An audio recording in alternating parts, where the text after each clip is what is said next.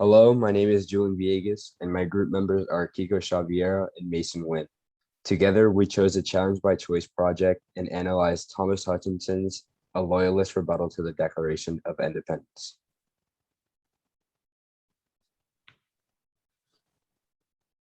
Thomas Hutchinson was born September 9th, 1711, into a family of dissidents and was a descendant of the late Anne Hutchinson. Throughout his life, he was a committed loyalist who believed the revolutionary idea was mainly from hotheads such as Samuel Adams. He had many positions in the Massachusetts government, such as Chief Justice, Lieutenant Governor, Acting Governor, and finally Governor from 1771 to 1774, when he was appointed by the King. In his government positions, he had a hardline stance against independence and strongly opposed the rebellion. He played a prominent position in the Massachusetts government during controversial issues such as the Stamp Act and Sugar Act, and he was the acting governor during the Boston Massacre and Boston Tea Party. This meant the Patriots didn't like him because they associated him with those conflicts. During his time in office, hardline patriots raided his mansion and burned it down, and he was barely able to make it out alive. Soon after the Boston Tea Party, he was replaced by General Thomas Gage. Having no strong reason to stay in the colonies and feeling somewhat isolated from the general population due to his loyalist views, that influenced him to move to England and serve as the king's advisor on colonial issues until he died on June 3rd, 1780. Thomas Hutchinson crafted this criticism in order to refute the outlandish claims of grievances presented by the colonists in their continual struggling relationship with Britain. Since he was a British loyalist, also known as a Tory, he is dedicated to providing a counter-argument for the British Prime Minister as well as King George III. Not only is Hutchinson's plan to scrutinize the document, he is also attempting to subtly call action upon fellow loyalists within the colonies to not accept the bizarre beliefs of wanting independence from Britain. This is done by his substantial evidence supported by his claims and breakdown of every segment of the Declaration of Independence. His attempt to unite a rebellion against the pro-independence colonists could have been successful, given that a decently sized population of pro-Britain people still lived in the colonies. However, he is not attempting to persuade the pro-independence colonists, as he is not addressing his argument and claims towards them, nor was it presented as a speech in a debate-like setting with American delegates. He is not attempting to persuade patriot colonists into favoring Britain. Hutchinson wrote this paper privately to address his own personal concerns and express his own correct opinions. Also, Hutchinson was not a military general, so he did not intend his piece as a rally cry for British loyalist troops in the colonies. His ultimate goal was to air out his own response and present the list of his claims to the Prime Minister of Britain and King George III.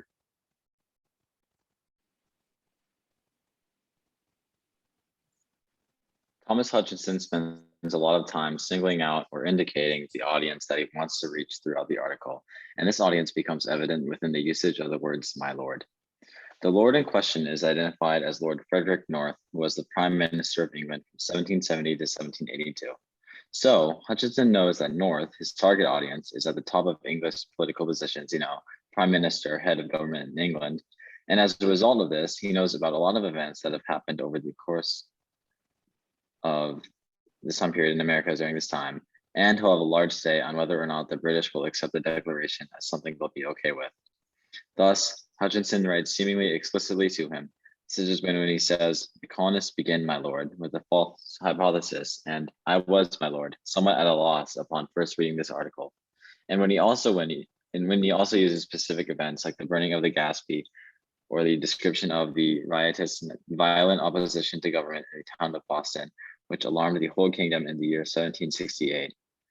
By mentioning North's name and formality frequently, Hutchinson is pretty confident that North will read the article, and because of his position of Prime Minister and English nationality, will agree with Hutchinson's claims and disregard the declaration as an illegitimate document.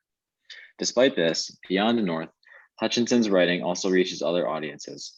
Loyalists also know about the events that happened within the colonies that Hutchinson is talking about and share the same pro-British perspective on them, which encourages them to read the rebuttal. The English crown could also be reached by the rebuttal as a result of North reading it.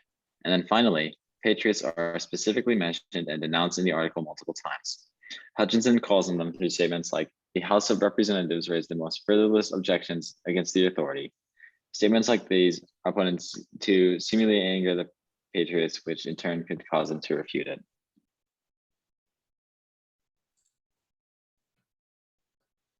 What was currently going on in the colonies was that general distaste towards Britain grew due to the mercantilism type relationship with the colonies, and many pro-England bills detrimental to the colonial economy were passed, such as prohibiting them from trading with other nations, controlling their local government, and acts such as the Stamp Act, Quartering Act, and Sugar Act.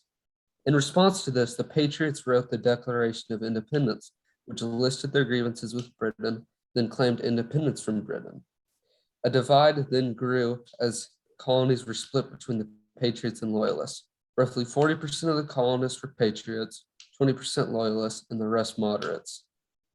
After the Boston Massacre, and notably the Boston Tea Party, Britain developed a hardline stance towards the colonies, going even as far as to closing the Boston port until the wasted tea from the Boston Tea Party was paid for. The Declaration of Independence also prompts Thomas Hutchinson to write a rebuttal and give it to the Prime Minister. Generally, patriots would see Hutchinson's rebuttal as turning a blind eye to Britain's policies, while loyalists would see it as the truth in the colonies. Again, Hutchinson wrote this rebuttal in spite of the recent draft of the Declaration of Independence, primarily written by Thomas Jefferson and other Patriot colonists, which was publicly adopted on July 4th, 1776. The Declaration of Independence caused a surge of collective national identity among the colonists that were heavily committed to gaining independence from Britain. Additionally, pieces of writing such as Common Sense by Thomas Paine had already been in circulation within the 13 colonies. Paine's publication of Common Sense was in January of 1776, and it had spread like wildfire within the colonies. It had extremely influential impacts with Enlightenment ideals. During 1776, conditions between Britain and America were already headed south, as our American Revolutionary War had kicked off in April in 1775 with the Battle of Lexington and Concord. Tories were ostracized from society during this time period, as they were not the favored majority compared to the Patriots.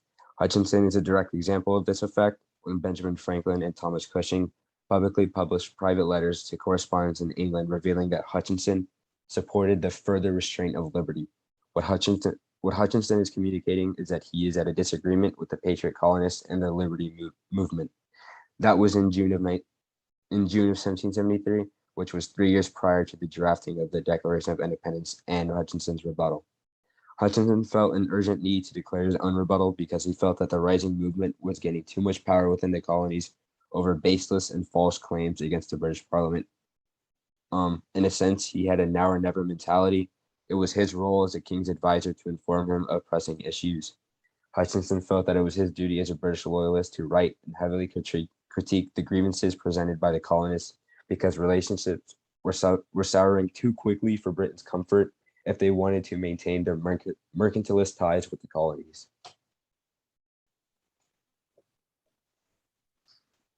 Hutchinson structures his rebuttal to be something of a commentary on specific little parts of the Declaration of Independence. As the article drags on, he progresses little by little through the Declaration and pulls a single grievance out. For instance, he has called together legislative bodies at places unusual, uncomfortable, and distant for the sole purpose of fatiguing them into compliance with his measures. After that, he'll analyze the grievance and attempt to persuade his Lord North that it's flawed. Something that Hutchinson does a lot throughout the article to try and persuade North is use events that North is aware of. For example, he breaks down the Declaration's grievance. He has dissolved representative houses repeatedly for opposing with manly firmness his invasions on the rights of the people, with an example from 1768 where he recollects but one instance of the dissolution of an assembly by special order from the king, and that was in Massachusetts Bay. Moreover, within the article, it was not uncommon for Hutchinson to denounce the Patriots and the people writing the Constitution using rhetorical devices. For instance, when Hutchinson writes, "Only I could wish to ask the delegates of Maryland, Virginia, and the Carolinas how their constituents justify the depriving of more than 100,000 Africans of their rights to liberty and the pursuit of happiness." Here, he uses irony, as he claims the colonists, despite preaching liberty and the pursuit of happiness, actually do not provide these rights to the people around them. Hyperborea is also used by Hutchinson when he says, How has the king obstructed the operation of this act? In no other way than by refusing his assent to the Colony Act for further encouragement. And again, when he says, what claim could any of the colonies have to a territory beyond their own limits?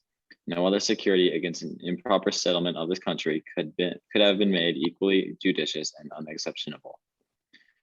Finally, Hutchinson uses a lot of sharp diction, which indicates his views on the Declaration of Independence and his utmost loyalty to the British Empire.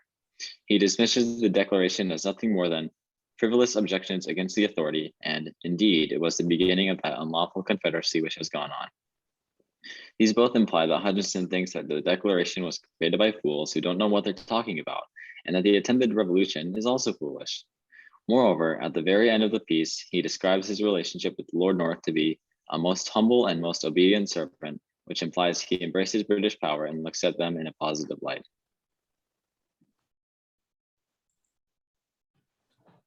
Thomas Hutchinson mostly uses a logical appeal to get his point across to his audience.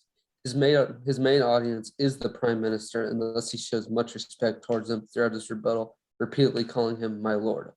One prime example of his logical appeal was how he said that Congress is hypocritical for asking for unalienable rights such as life, liberty, and the pursuit of happiness, while they continue to enslave Africans for their own personal gain. Hutchinson also goes through many specific grievances listed with Britain in the Declaration of Independence, logically defends Britain's actions, and states that the colonists should be happy about all that Britain has done for them. Hutchinson tended to not provide factual and legal examples as evidence, and when he did provide evidence, it was only ever to support his argument. In this sense, it really seemed like he was coddling the Prime Minister and his loyalist audience. This aspect makes his rebuttal seem completely out of touch with the Patriots. An example of this is how one of the Patriots leaders' grievances with Britain, listed in the Declaration of Independence, is how all the judges in the colonies are elected by the British, but Hutchinson says that the colonists should feel lucky to even have judges at all. Hutchinson's statement would anger the colonists, as it implies that they are a lesser citizen than the British. In conclusion, Hutchinson's underlying bias is very noticeable, and he is clearly pampering the Prime Minister, which is unappealing to all but the Prime Minister, the British Parliament, and the Loyalists. This in turn limits the wide range and scope of Hutchinson's words and hurts his credibility in the colonies. Hutchinson delivers an aggressively critical tone in his response to the Declaration of Independence off the rip. He does not falter this attitude as he maintains a scrutinizing tone throughout the whole document. For instance, Hutchinson writes, I thought there would have been more policy in leaving the world altogether than in offering such false and frivolous reasons in support of it. Hutchinson uses condescending words to portray himself as highly intelligent and superior in the process of belittling the colonists' frivolous claims. He does this to reiterate his critical tone and is willing to shut down the colonist argument quickly. With this first paragraph that analyzes the first segment of the Declaration of Independence, Hutchinson writes, they begin, my lord, with a false hypothesis. Again, he opens with a harshly critical line to again reinforce his critical tone, while also showing respect for the upper echelon that this is being addressed to. Hutchinson follows his argument later in the document by writing, this is a willful misrepresentation made for the sake of the brutal insult at the close of the article. Again, Hutchinson uses bold and accusatory words such as misrepresentation, brutal, and insult to firmly claim that the colonists unjustly exaggerated British power and authority. Again, this in turn reinforces his critical tone. Later, Hutchinson applies his critical and blunt attitude by simply stating, this is too nugatory to deserve any remark. Here, he does not feel obliged to commentate on a segment of the document because he believes that it is too weak to even require a counter argument to it. A straightforward approach to this part contributes to a scrutinizing tone because it does not even have to try to debunk the document's claims. One of the final lines made by Hutchinson reads, the people have not observed this fallacy in reasoning from the whole to part, nor the absurdity of making the governed to be governors. This is a harsh way to wrap up the analysis, but it maintains his aggressively critical attitude.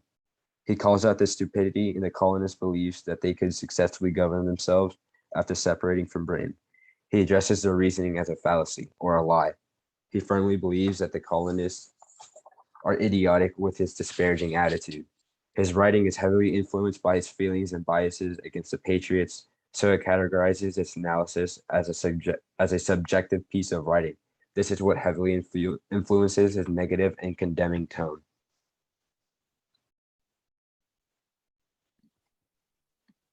The subject of Hutchinson's piece is largely about the Declaration of Independence. Hutchinson's general claim on the subject is that the Declaration of Independence is ridiculous and is full of fallacies, which causes a large use of evidence and rhetorical devices to contribute to his general counterargument. One important detail Hutchinson incorporates into his argument is the aforementioned bit about slavery. Only I could wish to ask the delegates of Maryland, Virginia, and the Carolinas how the constituents justify the depriving more than 100,000 Africans of the rights to liberty and the pursuit of happiness, where he points out the irony of the colonists preaching for freedom despite their restrictions of the freedom of African slaves. Another smaller subject Hutchinson includes in his writing is the troubling actions of the Massachusetts Bay Colony, which is clearly expressed when he writes, "We shall find, my lord, that Massachusetts Bay is more concerned in this declaration than any other colony." This bit pinpoints the troublemaker and shows the Bay Colony being the central colonial issue with British rule and an overall threat to the empire. This is our works cited page with all of our sources that we use to create this project. We thank you for viewing our presentation.